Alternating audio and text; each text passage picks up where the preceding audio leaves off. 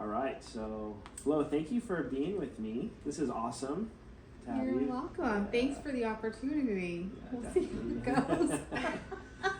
So we're having time to talk about God stories, and God stories are when there's this moment that we look back and we can truly see that God in some way stepped in, he intervened, he showed up, and so we have your story that we're going to get to hear today.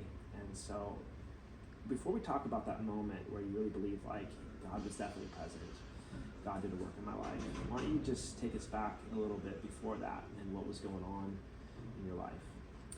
Yeah, so this is about 2019, and I was deep in the throes of a very stressful job. Although I enjoyed it very much, it just took a lot out of me. I was also in school getting my graduate degree in nursing, and that added to the stress too. I was working over 40 hours just for work, and then adding on additional like 15-20 hours a week for school. And I really enjoyed going to school, but it didn't go well in terms of taking care of my health. I was sleeping 4 or 5 hours a night. I'd come home and I was so busy with stuff, I didn't really take care of myself. I didn't eat right. I wasn't exercising. So, and part of it was also self-inflicted in the sense that, I wanted to get this graduate degree. It wasn't really going to help me career-wise, mainly because I was already doing the job, and it wasn't going to really help advance my career. Not that I was really looking for that either. I think what I was really looking for was more just external validation of what I could do and who I was. So it was just a time of just a lot of stress, a lot of just internal stress. But it was also a good time because I also, we have a really good family dynamic. Uncle Eric, he's oh, was I supposed to say that? Can I say that? That's okay. Okay. Yeah, you can say Uncle Eric. We're not hiding the fact that he's your husband. Uncle Eric, he's my better half, right? And I'm so grateful that, we have this amazing marriage. And at the time too, the kids were young adults. One was already done with school. The other two were still in, college. And I had also just received an award through my employer for nursing leadership. So it was really big because it was, it was something that I wasn't expecting at all. But it was really nice to be recognized, again, to be recognized for what I do. So there were some, good things, going on, but also I think internally I was probably striving to do things more so that people could see who I am, what I do. Yeah.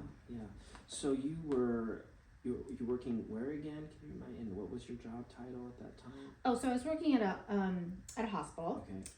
And I was a unit director for 2 inpatient units, and so it was really stressful. It was 66 beds I was responsible for, over 150 nurses, and 10 support staff too, 24/7 responsibility.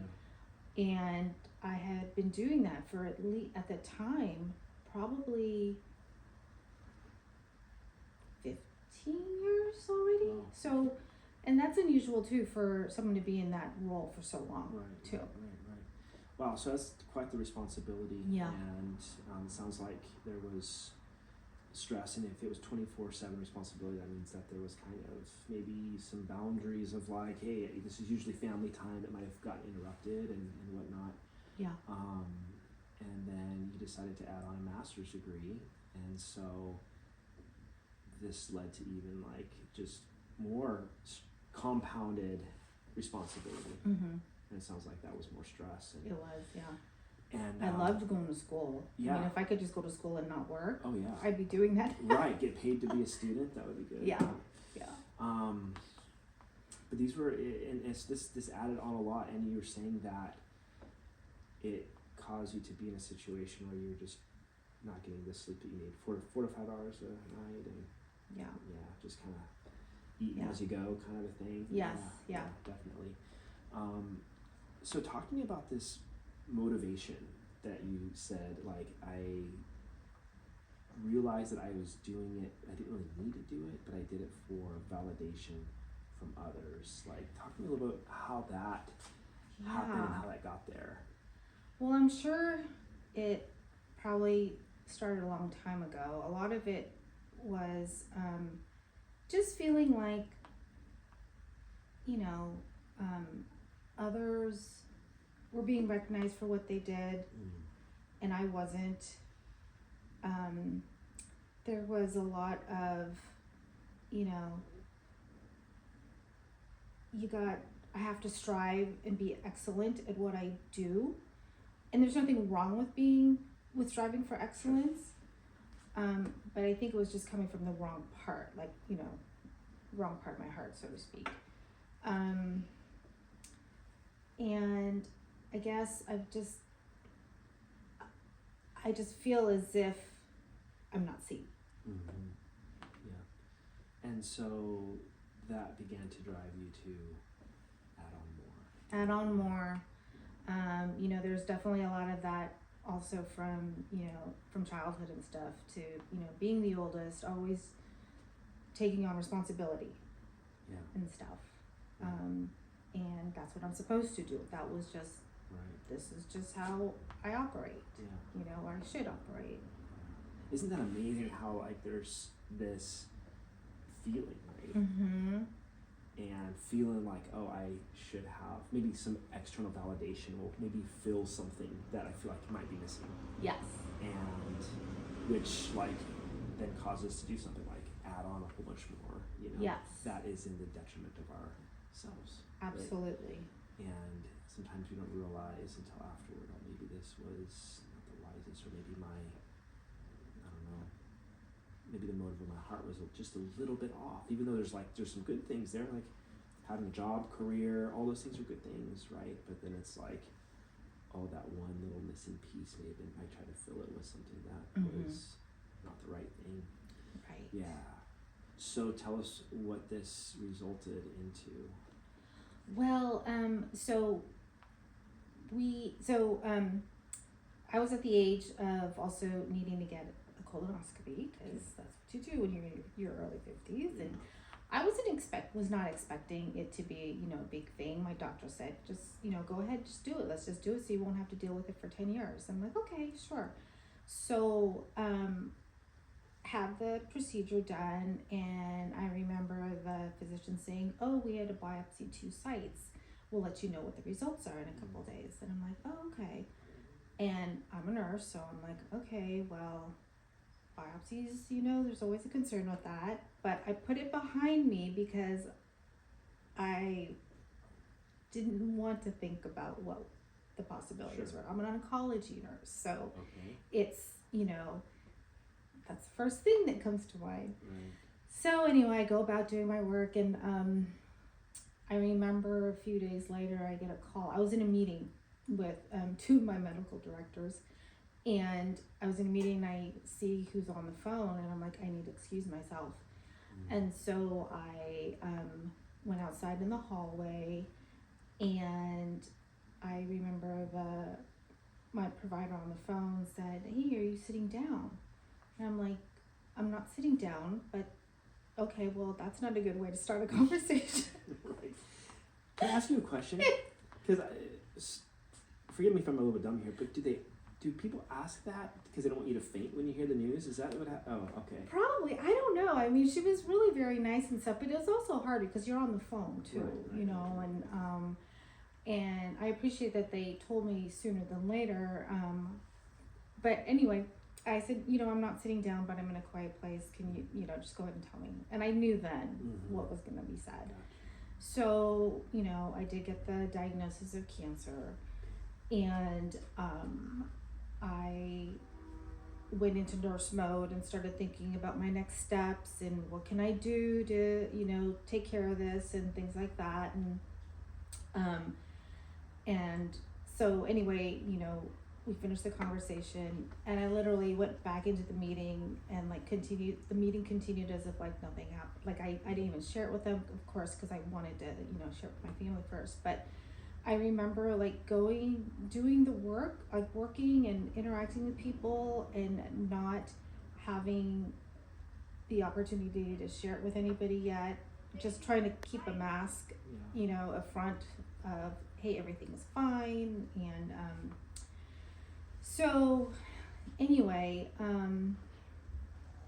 I remember, you know, Eric was working evenings at the time too, so I called him because I didn't even want to wait for him to come home because it'd be really late in the evening. So, you know, that was odd too, that I told him on the phone, you know, what the situation was and everything. Was I surprised by the diagnosis? No. I, you know, given the fact that I had been so, you know, living a stressful life and all that stuff, and like it just, you know, my nurse brain said, you know, it was bound to happen. So yeah. Can I ask you a question? When you get the news, I mean, my guess is that part of it is like, okay, this is informational, I've got the information. And there's of course the nurse mode like you talked about, so you're probably thinking about, you know, what this could mean. But what did it feel like? Like, at any point, like what were the emotions that you experienced?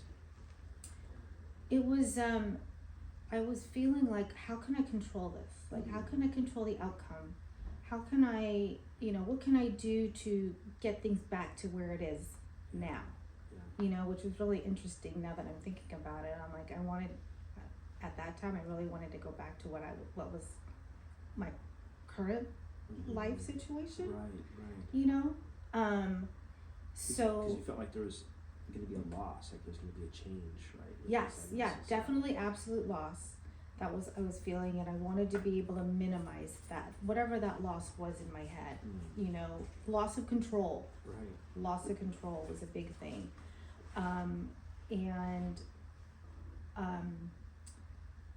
So yeah, that's what I was trying to do. And being an oncology nurse too, I knew what the steps were going to be, you know, and maybe that was a blessing too, because it helped me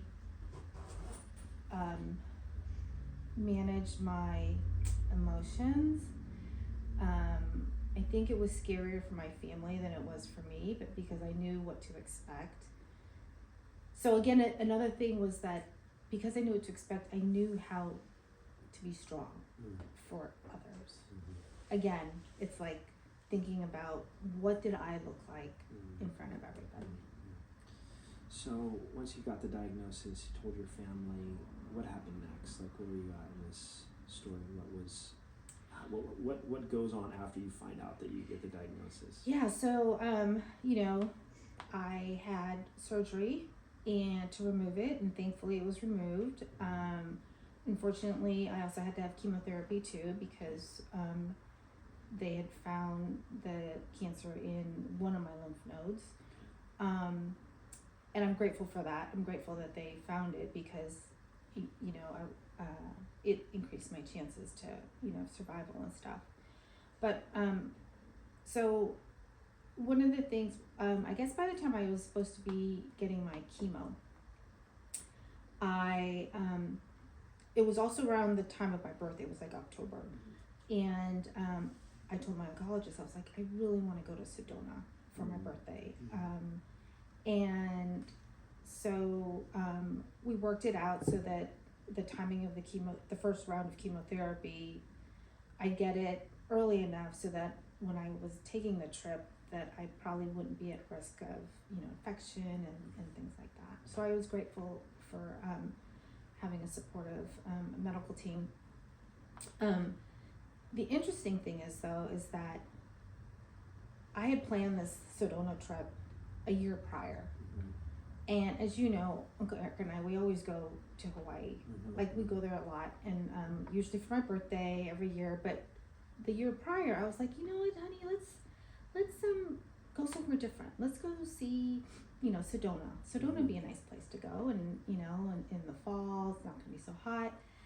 And I didn't really have an idea of, I couldn't really figure out why Sedona, I mean, we're always in Hawaii. It's like, why are we going to Sedona? Anyway, I booked the trip, and this was all booked and ready and planned before I even got the diagnosis. So, the interesting thing is, so there was a God moment before we went to Sedona. I took my car out for a car wash, and as it was coming out of the car wash thing, it just looked really clean and bright and new, and I was reminded of the book of Daniel, chapter 3, where his friends Shadrach, Meshach, and Abednego are in the fiery furnace, and there's a fourth man in the fire, and I remember how when King Nebuchadnezzar realized that they weren't killed, that he called them out of the furnace, and there was no, their hair wasn't singed, their clothes weren't burned, there was no smell of fire on them, because it was God who, they chose to serve the one true God, and that was the first thing that came out of my head when I saw my car come out of the wash. But I get it, the car wash is not a fiery furnace, but I was like, okay, God, if you are in this fiery furnace of a season with me, then I know I'm going to come out of it, without any smell of smoke. I will not be damaged. Yeah. I will not be damaged. And I was like, yes, okay, I'm going. So it was like my first thought, oh my gosh, okay, I need to turn my focus back on God, because He is the one who does things, not me. Right. Wow, that's powerful, because you went from a place of losing control, or realizing I don't have control over this situation, right? Trying to show strength, to your family. But then, interesting how God can sometimes speak to us through things like a car wash, right? He speaks to me through a lot of things, and it's not what you would normally think would be God things, but that was a very visible image for me. And it's basically, what you're saying is because sometimes when people go through something very difficult, and it feels like I'm in a fiery furnace, it's something that's this is not comfortable. No, yeah. This is, scary, I could die, and, but seeing that it's not that God is so far away, it's not that does God see me, but that is He just out there with somebody, maybe He's busy with somebody else. Those are some thoughts that maybe we have, but that realization, no, God is actually with me in the midst of my personal fire. And I have this story here where God was with these boys, and He protected them and saw them through, and that was where your faith came from, all from a car wash. Right? Car wash. Car wash. That's so powerful, because, and I guess here's what I'm thinking is that must have changed the trajectory of your perspective, is when you begin to have hope in the midst of a fiery furnace, a challenging season. And so it did. Yeah, tell me about how the hope factor came into play for you. Well, so a week after that, we went to Sedona, and there was something about being in that place. So I was just maybe 8 weeks after surgery, so still, trying to heal and make it through the day and stuff, but strong enough to be able to, like, I was determined to go. But I remember in Sedona, everything just looked so much more vibrant, so much more real to me. And I just felt goodness all around me, And I told Eric, I said, I have not felt this good in a long time. Like, God is here. Like, I know God is with me everywhere I am, but like, I just felt him enveloping me and like saying, like, this is what it's like when, this is how you get to feel when you really let go, kind of thing. And I was like, oh my gosh. So, there, like, we got to go hiking, like there was even a time when we were driving through a canyon and it was fall and the leaves were falling and the sunlight was filtering through it, and like it looked like I was looking through a stained glass window. It was beautiful. But the one thing that's struck me in Sedona too were the sunsets. So normally when you're looking at a sunset, like over the Pacific Ocean, you're looking at the sun setting over the horizon. But in Sedona, you don't do that, or I didn't do that. I would actually look, I would turn my back to the sun and look to see what the sun was shining on during the sunset. And the rocks were, the rocks in the mountains and stuff just reflected back this light that was just amazing, just beautiful. And like, I couldn't take my eyes off of it. And again, I realized, oh, okay.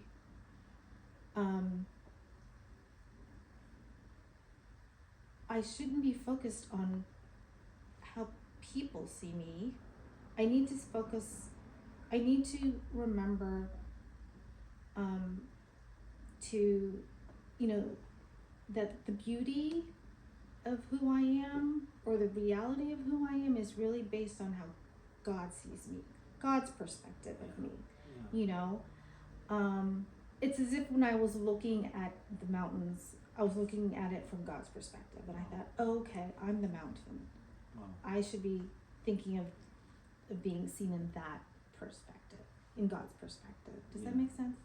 Yeah, I mean, because as you started your story, you were talking about how what was going on the inside of you was you were wanting people to see you differently, as being validated or something. And so because of that, you started to add on all these different more work and more school and not taking care of yourself and not being healthy, and then now that was like the beginning. And then kind of after you went through this whole thing, the diagnosis and cancer and surgery, and then the lesson that you learned is like, oh, people's perspective actually has no bearing. Like, it doesn't matter. Like, what matters is what God sees, and this is how he sees me and has always saw me. Yeah. He's like, you're his creation, Right. He loves you and you're beautiful, and you don't need to chase other people's validation, right? And man, I just sometimes feel like, oh man, it's so hard when we go through such difficult things to learn such lessons, but at the same time, it's like we'll never forget those lessons. Never. Never. So tell us, how did it all kind of, where did things kind of land, and where are you at in this season? So thankfully, I'm retired now, but so I was out of work for a whole year. Mm-hmm. Oh, there was another thing too, sorry. So I had gone through several cycles of chemo already, and dealing with the everyday and stuff. And the plan was to have 12 cycles of chemo. But by my 10th, I was starting to have symptoms like, tingling my fingers, things like that. And my oncologist said, you've received enough chemo. 10 cycles is good. 12 would be great, but 10 is good. Mm-hmm. And because if we continue, then the risks will outweigh the benefits. Mm-hmm. And so I trusted my physician in that. And I said, okay, well, if you feel like 10 is sufficient, then we'll stop at 10. The amazing thing, the crazy thing is that my 11th cycle would have been on the week. My 11th cycle was scheduled for March 19th, 2020.